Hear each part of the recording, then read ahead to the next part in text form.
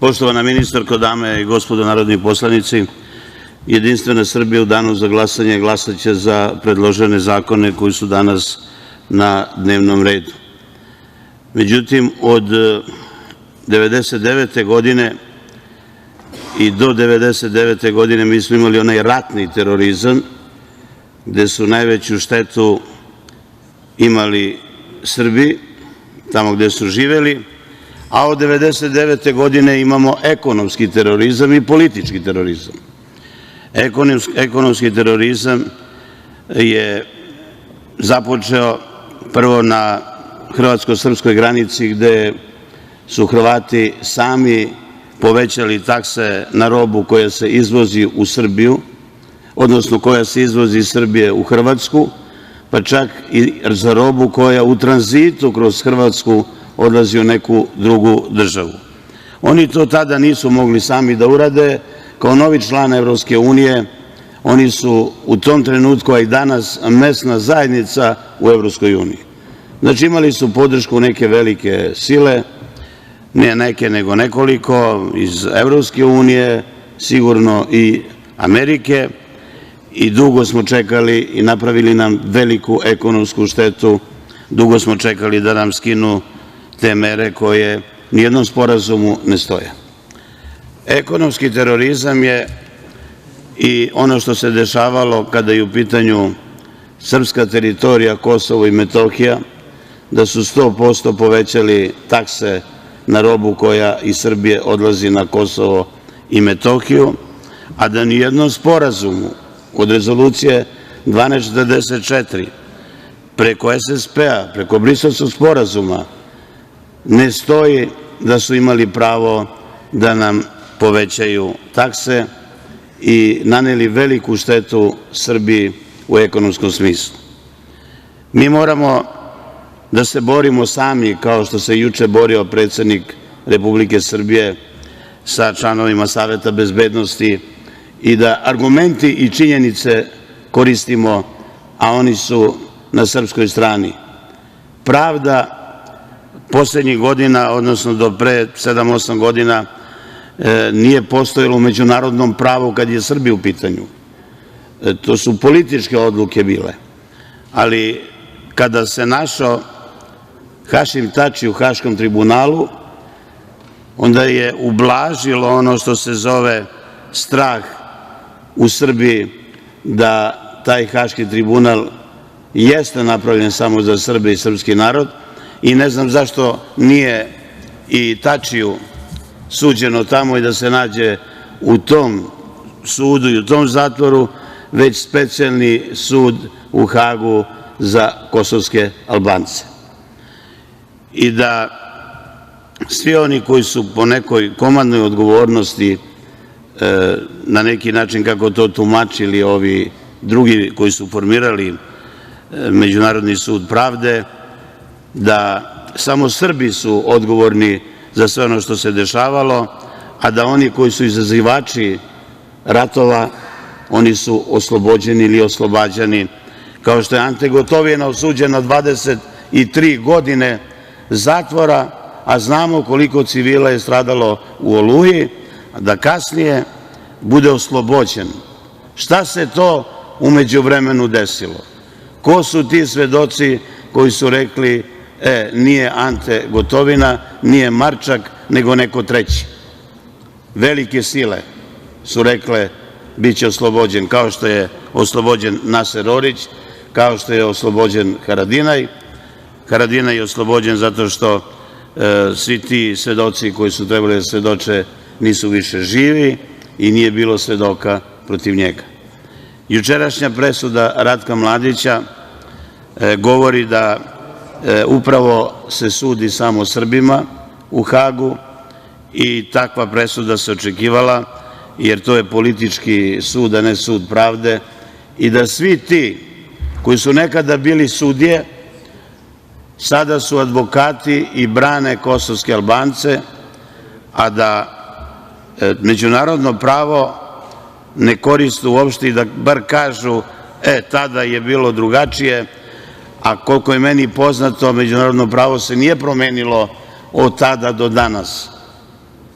I ja kada sam bio u Americi na inauguraciji Donalda Trampa, imao sam sastanak sa Stevenom Merom, bivšim zamenikom direktora CIA, i pitao ga upravo kako to su ekstremisti, oni koji ubijaju Srbe na Kosovu i Metohiji, a teroristi su oni u Parizu i ne znam u nekoj drugoj državi. On mi je rekao, oni koji rade za nas nisu teroristi. To znači da sve što se dešavalo i u ekonomskom i u finansijskom smislu počinje iz te velike države.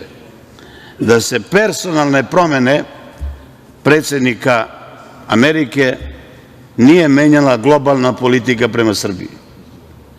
I mi to moramo da znamo i da shvatimo.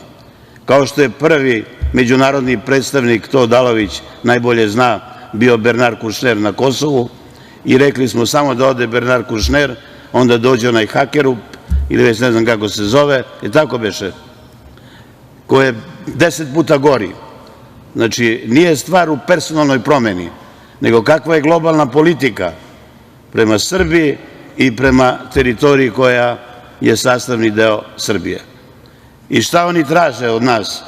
Da nešto što je naše, mi kažemo nije više naše, da potpišemo to što je naše, da od sutra bude vaše. Gde to na svetu može i po kom to pravu, da li međunarodnom, anglosaksonskom ili srpskom pravu, može da se primeni? Mi se borimo verbalno, argumentima i činjenicama, što je dobro. Srbija više nikada ne sme da ratuje i ono što je za Srbiju važno, da se Srbija respektuje i poštuje u međunarodnim odnosima. Ne kao vojna sila, nego kao ekonomski stabilna država. Kad ste ekonomski jaki, ne može niko da vas ucenjuje. Kada imate ono što se zove osnovno, kada niste prezaduženi po glavi stanovnika, onda se vi samostalno donosite odluke. I upravo je sinoć to pokazao predsednik Srbije Aleksandar Vučić, gde je čak dobio i repliku da kaže onom predstavniku BiH, koji je govorio kao da postoji odluka 3 člana predsedništva. Bez konsenzusa nijedna odluka ne može da se donese u BiH, gde su Bošnjaci, Hrvati i Srbi. I da su jednu odluku doneli, a da on čitao nešto svoje ili po nalogu ovog sina od onog ratnog zločinca koji je umro, Izetbegović Bakir. Narod, i bošnjački, i srpski, i hrvatski, običan narod, nije da se svađa, nisu da mi ratujemo, ne može da se zaboravi ono što je bilo, ali moramo da živimo, da koristimo taj geografski položaj, međusobni, da ekonomski sarađujemo. I kada bi napravili neku anketu kod običnog naroda, siguran sam da najmanje 70% običan narod, 3 naroda, Bošnjaka, Hrvata i Srba koji žive van prostora Srbije, Republike Srbije, rekli bi ajmo mi zajedno ponovo da živimo. Ali politika svađa narod. Taj politički terorizam, na primer, mi u Srbiji imamo politički terorizam. Vi kao pravnik i kao, ne zato što ste ministar, nego sam se malo raspitao za vašu biografiju, imate veoma dobru biografiju i dobar CV. Kako to može da neke političke partije urušavaju nacionalni interes države, kao što je Partija slobode i pravde? Koja sloboda? Kažu, ugrožena sloboda Draganu Đilasu. Da tuče policajca kad ga zaustavi i da kaže smeniću te kad dođem, da tuče suprugu i tasta zato što nije platio alimentaciju, ono što plaća i običan čovek, poljoprivrednik, kad se razdvoji od žene. I ode u Evropski parlament i kaže ugrožena mi sloboda. Koja ti sloboda ugrožena? Da ne možeš da uđeš sa motornim testerom u RTS, da čupaš znakove po ulicama grada Beograda. Šta si ti? Saobraćajni inženjer? Ti si milioner, lopov jedan uništio Srbiju i srpsko nacionalno pitanje, gospođo ministarka.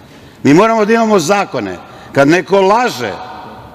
neko laže, a to je interes Srbije, da nijedno poglavlje prošle godine nije otvoreno, a sve međunarodne obaveze smo ispoštovali. Pa čak kažu, evo, tražili da izbor sudija bude na drugačiji način, menjamo Ustav zbog njih, a ne zbog nas. Šta će da nam kaže Evropa? Pa da pitamo Evropu, šta bi vi radili da imate nekog ko je imao na računu 15.000 evra 2000. godine, a danas ima 600 i nešto hiljada, po celom svetu rasturene pare, 600 i nešto miliona evra. I pitam vas, gospođo ministarka, zašto nije po službenoj dužnosti procesuiran Dragan Đilas, koji je naneo telesne povrede svom tastu i pretukao ženu ispred maloletne dece? Evo, ja sam podneo kao fizičko lice, ne kao političar, prijavu protiv Dragana Đilasa. Oni sada napravili udruženje zaštite žena po Srbiji, počele te neke tamo njegove da obilaze Srbiju, koje su na platnom spisku, a treba da se napravi udruženje i Iva Đilas, da je štitimo od nasilnika, kriminalaca, lopova i ludaka koji se nalaze u toj slobodi i pravde i kako se zove. I još jedan sa njim, koji je politički patuljak i u popularnosti i vizuelno, koji je trošio pare srpske na čarter letove za njega samog, na hotelske sobe i tako dalje, a za Srbiju ništa nije dobro radio. Evo, Ivica Dačić bio u Moskvi i do Sankt Peterburga išao vozom išao. Pa išao Vuk Jeremić vozom i ovaj njegov kuntinte Dragan Đilas, slobode i pravde. I sada mi ćutimo, a nismo otvorili 18 poglavlja zbog njih, jer oni stalno ružnu sliku stvaraju o Srbiji. Ja ću da napišem, iako je to bio posao Vlade, sledeće nedelje svaka ambasada dobiti CV ko je Dragan Đilas, ko je Vuk Jeremić, šta su oni radili i čije interese oni zastupaju. U redu da oni imaju neku popularnost, ali našli jednu ženu koja ujutru stane, odmah izabere nekog sa spiska koga će da napadnu, da blate. A šta je to ružno? Sam ja pitao, Đilase, reci da li si pošteno zaradio te pare, i ako si pošteno zaradio, što si ih poslao neke druge države, odnosno preneo? I da li si platio porez? Od sutra je krenuo napad na mene sa lažima i izmišljenim svedocima i žrtvama. Ali nisam ja tu bitan. Ja sam o tome govorio, o političkom terorizmu i ranijih godina, da je to interes Srbije. Moramo da donesemo zakon ko laže o Srbiji i o građanima Srbije, ne samo o srpske nacionalnosti, o građanima Srbije, mora da ima odgovornost ispred naših sudskih pravosudnih organa. Znate vi koliko je ustupaka bilo da bi mi bili na nekom evropskom putu? Ja sam to pre govorio, mi imamo status kandidata za ulazak u Evropsku uniju.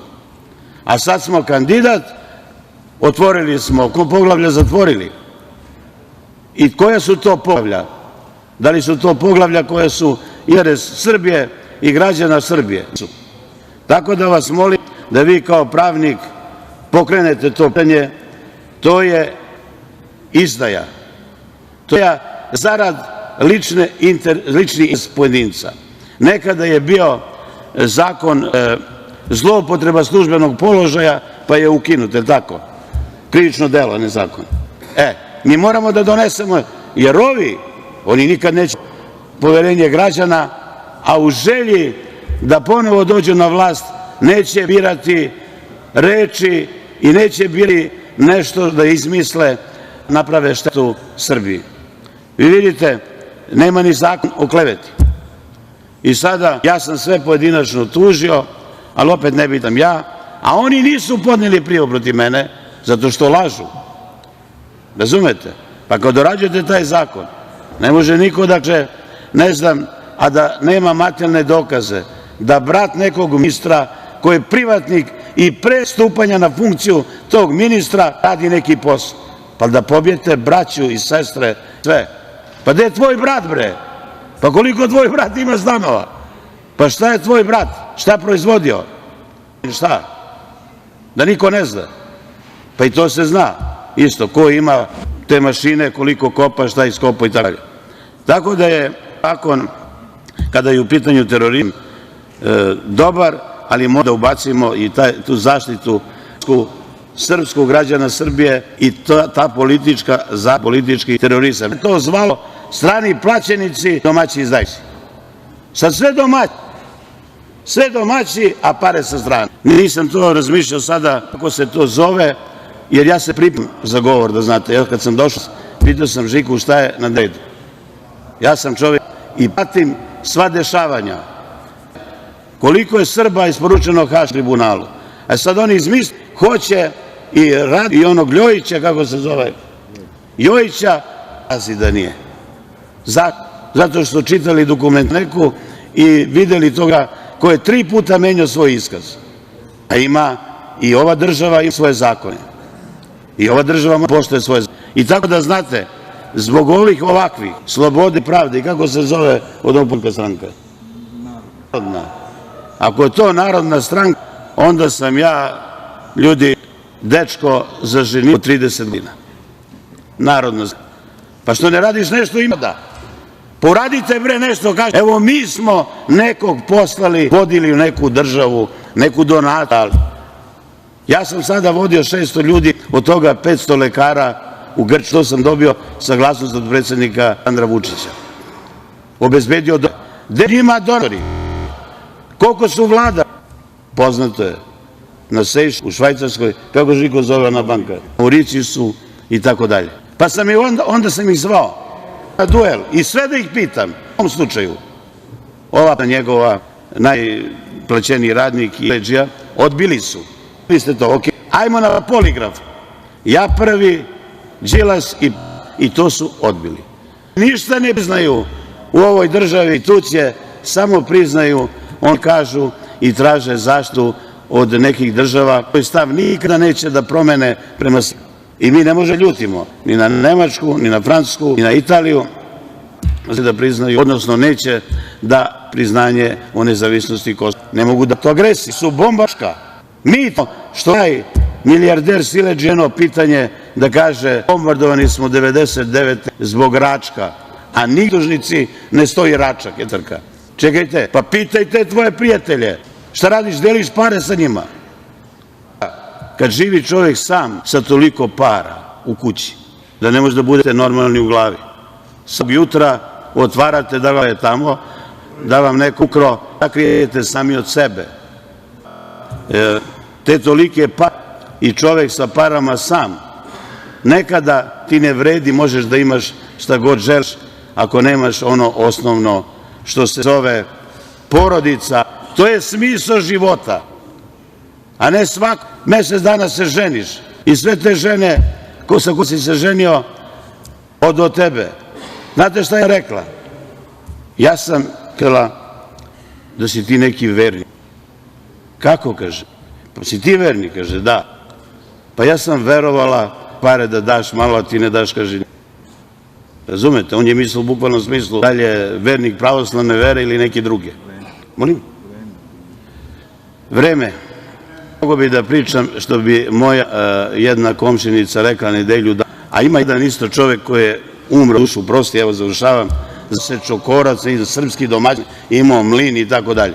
I zovem, gde si, kaže, da dođem kod tebe i isprič nešto. Ja kažem, dođi on. I on dođe i kaže, ma bolje priča. Hvala.